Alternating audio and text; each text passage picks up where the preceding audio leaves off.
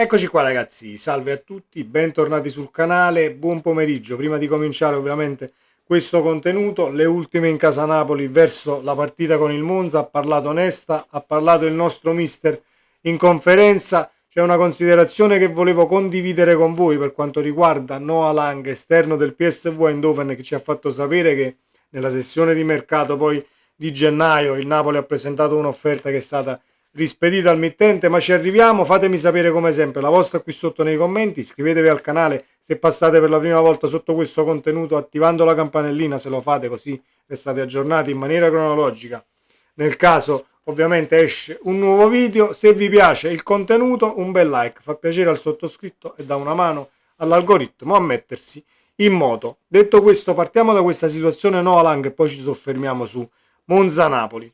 Noah Lang dice: io volevo il Napoli e il Napoli voleva me, offerta di 25 milioni al PSV Eindhoven che è stata poi rispedita al mittente in quel di gennaio. Tanto per capire un attimo e avere qualche, diciamo, cosa in più per decifrare un attimo la situazione, perché il Napoli non ha sostituito l'esterno, Quare è andato via, non abbiamo preso l'esterno, ci siamo indeboliti, eccetera, eccetera. Il Napoli comunque si è mosso in quel di gennaio. L'offerta presentata per Noah Lang ne è la conferma, così come ne sono conferme tutte le settimane, i giorni che sono passati in quel di Manchester a stare appresso a Garnacho. È lì che abbiamo perso tempo e poi diciamo che siamo arrivati un tantino in ritardo. Noah Lang o Paixao, il Napoli potrebbe fare la spesa in Olanda per quanto riguarda l'esterno nella prossima sessione di mercato.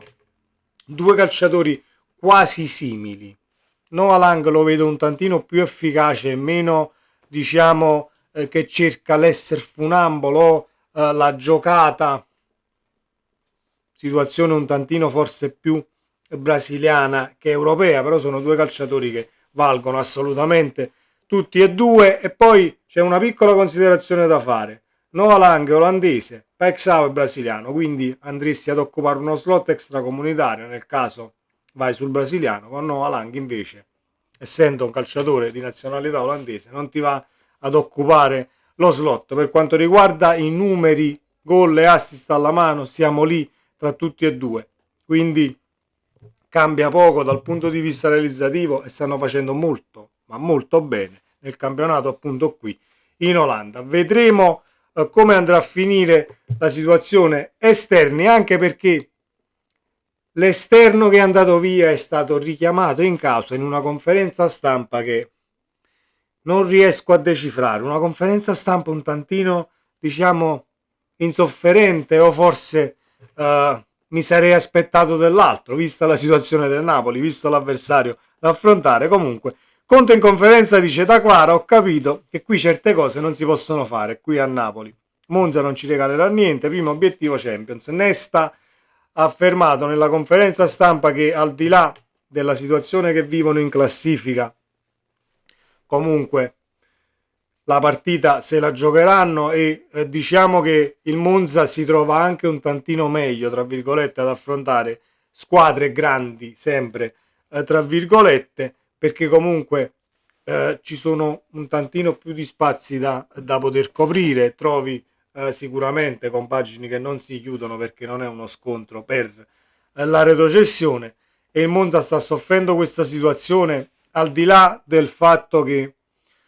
è una squadra che, se perde la fiducia nei primi 15-20 minuti, riesci ad andare in vantaggio oppure li chiudi nella loro metà campo, comunque perdono proprio la bussola e vanno in confusione. Con questo non voglio dire che domani il Napoli fa i primi 20 minuti all'arrembaggio e porta la partita a casa con 5, 6, 10 gol. No, assolutamente no. Sarà una partita complicata e la vedo anche meno aperta di quella contro l'Empoli, che si è giocato la partita fino alla fine, pur subendo i gol, comunque sempre aperto, con campo ovviamente da poter cavalcare, spazi molto, molto ampi. Secondo me il Monza sarà un tantino più arretrato e più guardingo rispetto all'Empoli. Però questa conferenza stampa che non mi aspettavo, perché viene chiamata in causa di nuovo Kvaratskhelia, la situazione a Napoli, certe cose non si possono fare. Secondo me non era il caso di poi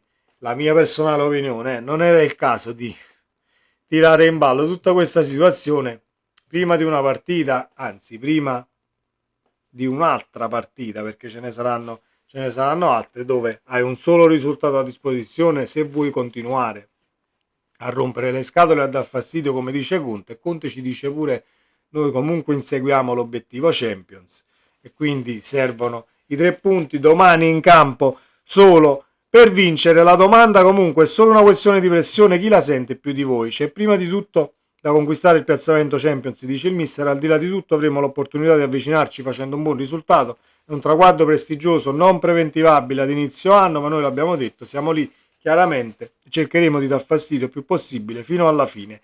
Garantì un Napoli competitivo. Ora quanto manca per la ciliegina sulla torta? Io prenderei chi hai fatto la domanda e gli tirerei un attimo l'orecchio. Sono state dette tante cose, dice il mister, ad inizio anno da parte mia. Alcune posso confermarle, altre non posso confermarle. Non rinnego niente, ma ti rendi conto che alcune situazioni, e non mi sento di confermare tutto quello che ho detto, che alcune situazioni a Napoli non possono esserci. È stato chiaro anche il discorso di Coara. Dissi: Napoli non doveva essere un club di passaggio, non vorrei passare per bugiardo su cose disattese.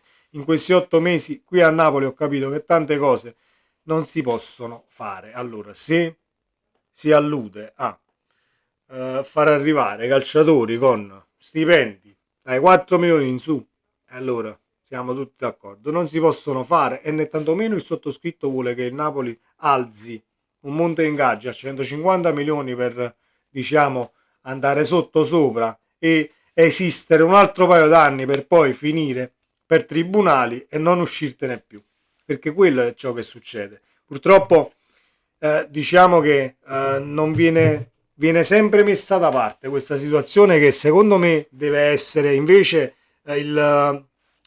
il centro della questione, perché se io riesco a diciamo convivere in un campionato dove ci sono squadre che hanno 4, 500, 600 milioni di debiti, 200, 300 che siano, e riesco ad arrivare secondo o a rompere le scatole alla prima in classifica quasi fino a fine campionato, gestendomi economicamente in questa maniera, e allora vuol dire che si può fare.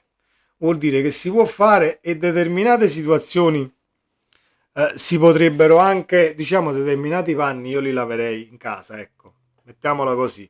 Soprattutto quando mancano 6 partite alla fine, secondo me non c'era bisogno. Poi è la mia personale opinione, non sto nemmeno qui scagliandomi contro il mister, assolutamente. Ha risposto ad una domanda, anche la domanda secondo me poteva essere evitata. Circa 10.000 napoletani a Monza che sognano, cosa si sente di dire? Di continuare a sognare. Noi dobbiamo alimentare il loro sogno, stiamo facendo qualcosa che va al di là delle aspettative, sembra si sta su, noi ci siamo, dobbiamo continuare ad alimentarla con tutte le forze, sappiamo che non è facile, noi siamo i primi a voler alimentare la passione che ci hanno trasferito, Napoli merita questo. In trasferta avete costruito la continuità soprattutto in certi stati, ma da 91 giorni non vincete fuori, e Conte qui dice: sì, non vinciamo fuori, però è anche da tanto tempo che non perdiamo, solo a Como, perché ci sono stati comunque diversi pareggi, e si para un attimo così. La situazione che però bisogna, secondo me, se si vuole andare ad analizzare, è che troppi pareggi portano comunque a fare qualche passo indietro in classifica. Dopo la partita con la Juve, Thiago Motta ci ha trasmesso quella pareggita che avevano loro, e quindi ce ne siamo usciti un po' in ritardo, ma ce ne siamo usciti. Che insidia nasconde una partita con una squadra che rischia il record negativo di punti. Le partite vanno giocate. Io quando avevo esordito a 16 anni con Lecce, si è ricordato un Roma-Lecce, il Lecce è retrocesso da mesi, vinse in casa della Roma e la Roma perse lo scudetto. Io ho un'esperienza molto particolare per capire e dirlo ai miei calciatori, non c'è scritto da nessuna parte, una squadra non parte ovviamente né sconfitta né tantomeno con la vittoria in tasca, dobbiamo essere bravi, nessuno ci regala nulla, c'è tutto da perdere. Chiese più gol a McTominay, oggi a chi li chiede, le ha chieste a Di Lorenzo, quindi per chi gioca e chi scommette, chi vuole andare a puntare qualcosina su Di Lorenzo lo faccia pure, perché Conte ha detto: mi aspetto una spinta in più e di portare bene di nuovo su Di Lorenzo, quindi nel caso poi segni Di Lorenzo e non qualcuno non se l'è giocato coloro che giocano, perché io diciamo che ho accantonato la situazione bollette, calcio scommesse, anche se ero uno che si giocava veramente poca roba solamente per avere, sai, quel fogliettino in mano per controllarti le partite, al limite dire porca miseria, ne ho perso uno, ne ho perse due e quant'altro. C'è stata questa conferenza stampa che a me, ripeto, non ha messo tanto di buon umore, però non mi ha nemmeno, diciamo, buttato giù del tutto, assolutamente. Dobbiamo giocarci la partita e l'imperativo è vincere per portarti a pari punti con l'Inter e fargli giocare a loro il match con la pressione di avere il Napoli non alle spalle a quel punto, ma a pari punti. Quindi ti vai a giocare la partita col Bologna e con il Napoli a pari punti, è tutta un'altra cosa. L'ultimissima in casa Inter c'è anche la situazione Thuram, ha fatto gli esami e quindi ci sono degli affaticamenti agli adduttori, a quanto ho letto non dovrebbe essere del match. Con questo non voglio dire che non gioca Thuram o Bologna vince 6-0, voglio solo dire che comunque è un attaccante che può rompere le scatole per quanto riguarda la mobilità, per quanto riguarda diciamo il farsi trovare dappertutto sulla linea d'attacco, tanto fiato, tanta corsa, tantissima condizione fisica, è uno che sembra non stancarsi mai, corre su tutti i palloni, quindi meglio diciamo non averlo in casa Inter per il Bologna e per noi, perché io ci spero sempre che ci sia un passettino falso, che poi sia un pareggio, anche il pareggio va bene, Bologna o pareggio, poi nel caso dovesse vincere l'Inter noi saremo qui tutte le domeniche a fare il tifo sempre per la squadra avversaria. Sempre Forza Napoli, domani sera live alle ore 20, non ce la toglie assolutamente nessuno, post partita, appena finisce il match saremo live con i nostri ospiti, la troverete già caricata sul canale da qui a stasera. Fatemi sapere la vostra qui sotto nei commenti. Sempre Forza Napoli. Ciao.